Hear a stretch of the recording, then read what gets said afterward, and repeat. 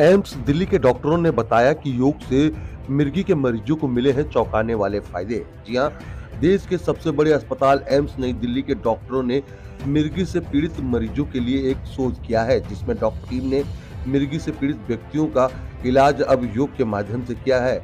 अखिल भारतीय आयुर्विज्ञान संस्था के न्यूरोलॉजी विभाग के डॉक्टरों द्वारा ये जानकारी दी गई है कि योग के माध्यम से मरीजों को बेहतर इलाज हो सकेगा। आपको बता दें, अखिल भारतीय आयुर्विज्ञान संस्था के द्वारा योग से मिर्गी के मरीज का हीन भावना और दौरा कम हुआ है। एम्स के डॉक्टर ने 160 मरीजों पर यह स्टडी की है। मीडिया से बात करते हुए न्यूरोलॉजी विभाग के डॉक्टर ने बताया कि मरीज डॉक्टर के परामर्श के बाद सभी दवाएं समय पर ले। दवाई के साथ साथ सूक्ष्म व्यायाम, प्राणायाम और मेडिटेशन करें।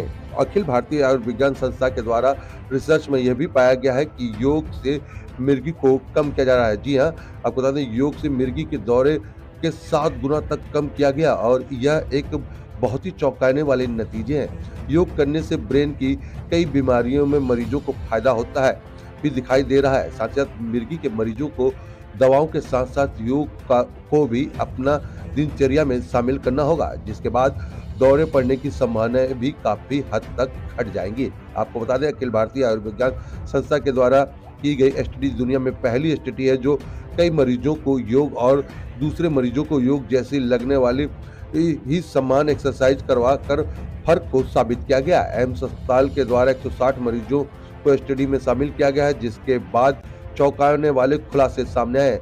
6 महीने तक चली इस स्टडी के जो नतीजे हैं डॉक्टरों को भी हैरान कर रहे हैं और डॉक्टरों ने मीडिया से बात करते हुए ये अनुभव जो है और ये पूरे जो आंकड़े हैं वो बताए। आर सोनी न्यूज के लिए आप देख रहे हैं कैमरामैन राहुल के साथ संजीव सिंह की एक खास रिपोर्ट आर सोनी न्यूज पर। 80 पेशेंट्स को योगा दिया। 80 पेशेंट्स को हमने rest of the 80 patients we give sham yoga. Sham हाँ बता रहे हैं। शैम योगा का मतलब है कि जो एक ऐसी एक्सरसाइजेस जो कि योगा को मिमिक करती हैं, but they are devoid of the key components of yoga, which is mindfulness and breath regulation. What that means is कि अगर मैं अपने योगा का सूक्ष्म आयाम में होता है, okay, open and close your fist. This is अगर मैं इसे mindlessly कर रही हूँ अपनी, that is will be just like a physical exercise, right? That's like sham yoga.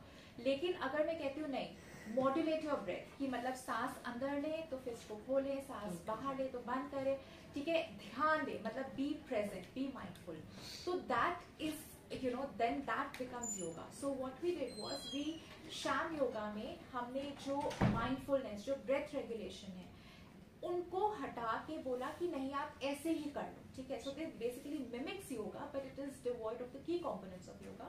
So and then we wanted to see the kind of the placebo effect, कि मतलब आपको so योगा मतलब आपको बोला गया है कि आपको योगा दे रहे हैं, इस वजह से आप इम्प्रूव कर रहे हो कि आप योगा की वजह से इम्प्रूव कर रहे हो. It's just like we have a placebo treatment, right, कि आपको कोई मीठी गोली दे दी, इस वजह से आप इम्प्रूव कर रहे हो कि दवाई की वजह से कर रहे हो, या मेरे ऊपर, या फिर मुझे जॉब से निकाल दो, या फिर पसीव स्टिग्मा. पसीव स्टिग्मा है जो मैं महसूस करूंगी कि हाय मेरे को दौरा पड़ गया, अब ये लोग मेरे बारे में क्या सोचेंगे, क्या बोलेंगे.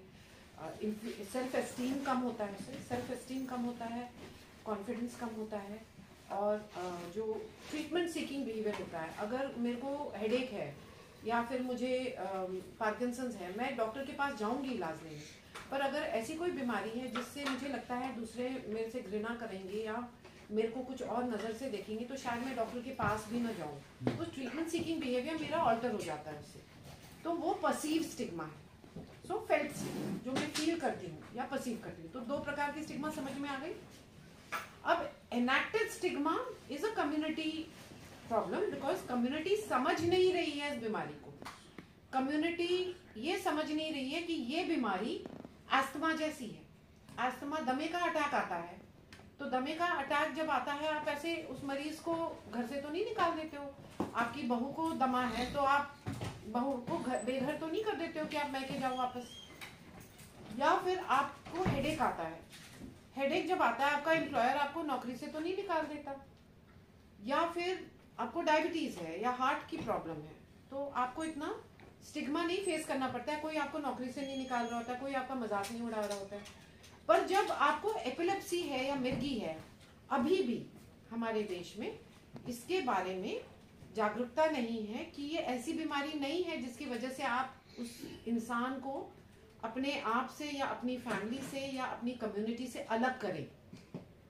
तो एनैक्टेड स्टिग्मा अलग चीज है, बट फेल्ट स्टिग्मा है जो मैं महसूस कर रही हूँ, वो तो मेरा परसेप्शन है क्योंकि दूसरे लोग कुछ बिहेवियर अलग कर रहे हैं, उस पे हम सेल्फ एम्पावरमेंट कर सकते हैं या नहीं, हम मरीज को थोड़ा इम्प्रूव कर सकते हैं ताकि मरीज सेल्फ कॉन्फिडेंस में आए, सेल्फ एस्टीम उसका बढ़े, उसकी ट्रीटमेंट अपने आप ले और थोड़ा अपने लाइफ को अपने कंट्रोल में करे।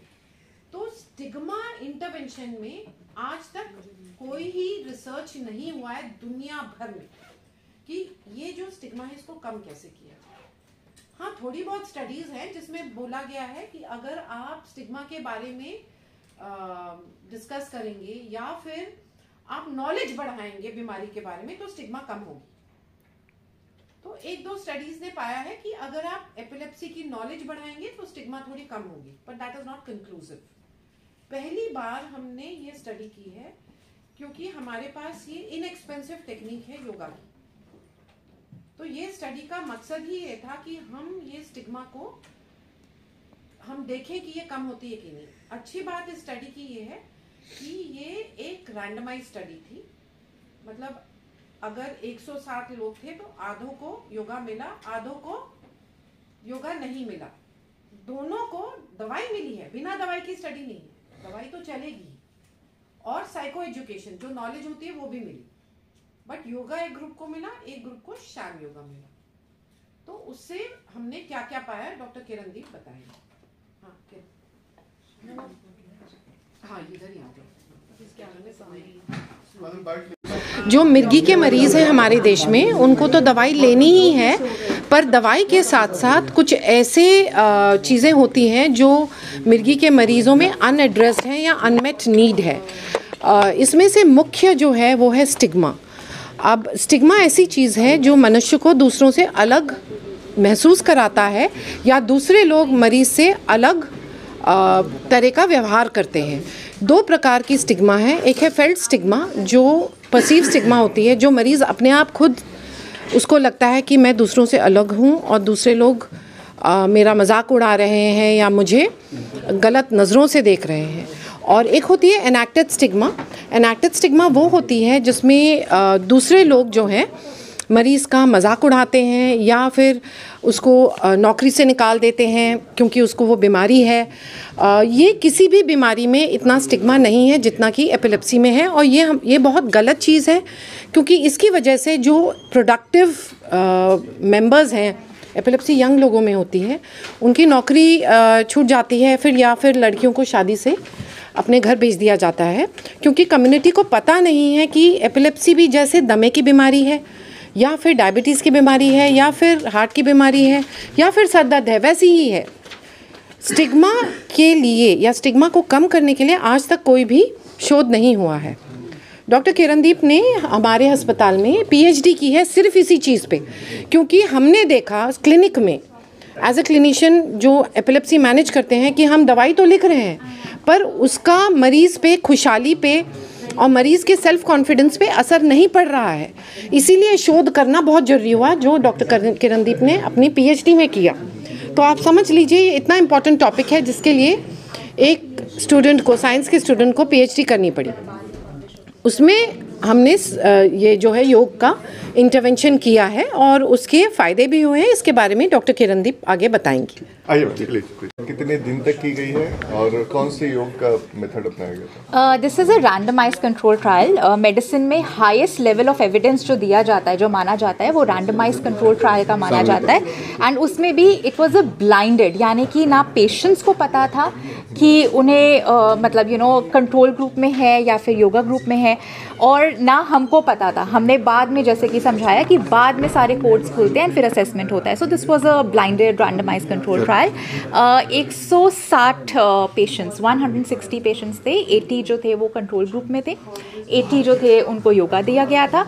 एंड ये बाकी का सवाल क्या था आपका? फिर कितना असर हुआ उसमें? हाँ, तो असर जो था उसके कई मायने हैं, बट अगर हम आपको बिल्कुल सिंपल तरीके से बताएं तो फेल्ट स्टिग्मा जो होता है वो कम हुआ था।